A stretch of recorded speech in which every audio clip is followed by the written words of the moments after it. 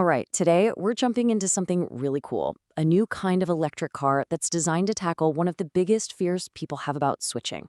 We're going to see how a company called Leapmotor is trying to kill range anxiety once and for all. You know exactly what I'm talking about, right? The idea of a quiet, zippy electric car sounds fantastic, but then that little voice pops into your head. What if I can't find a charger? What happens if I run out of juice in the middle of nowhere? That feeling? That's range anxiety. And for a ton of people, it's a total deal breaker. And this quote from journalist Francesco Barantini just hits the nail on the head. It frames this whole technology not just as some small upgrade, but as a real alternative that goes straight for the heart of the problem.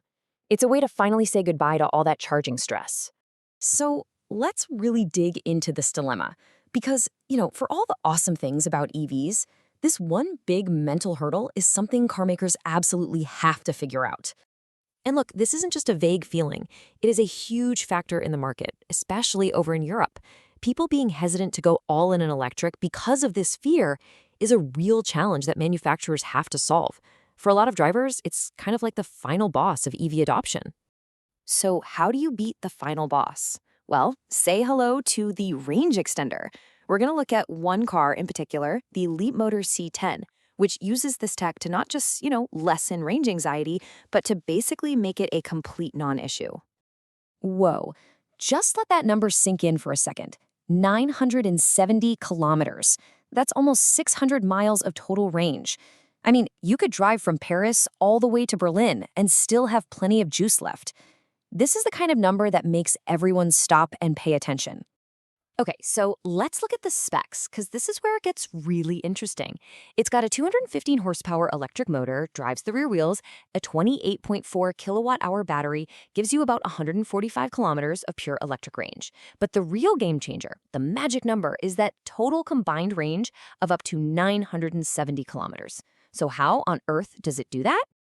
So yeah, how does this whole thing work?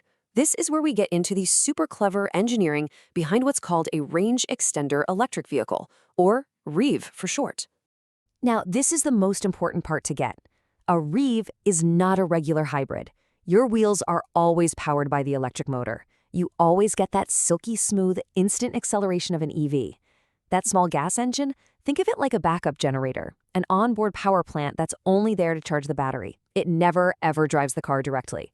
And this just lays it all out perfectly. In a REEV, the gas engine is just there to make electricity. In a traditional hybrid, the gas engine can and does turn the wheels. With the C10, you are always 100% of the time driving an electric car.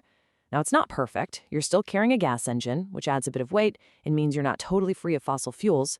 But for just destroying that anxiety problem, this distinction is everything. And the cool thing is, you get to choose how it works with 4 smart driving modes. First up, you've got EV mode. This is going to be your daily driver mode. Taking the kids to school, commuting to work. You're running on pure battery. And then that little gas generator won't even think about waking up until your battery gets down to 25%. Then there's EV Plus mode.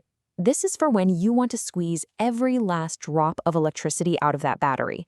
Maybe you're about to drive into a city's zero-emission zone or something. This mode tells the generator to stay asleep until the battery is almost totally drained, all the way down to 10%. Okay, now this is the road trip mode. This is the anxiety killer right here. In fuel mode, the generator kicks in to keep the battery at whatever charge level it's at, so you can be on the highway, hundreds of miles from home, and you just don't have to think about finding a charger. The car handles it for you. It's brilliant. And last but not least, Power Plus mode. You can just think of this as the boost button.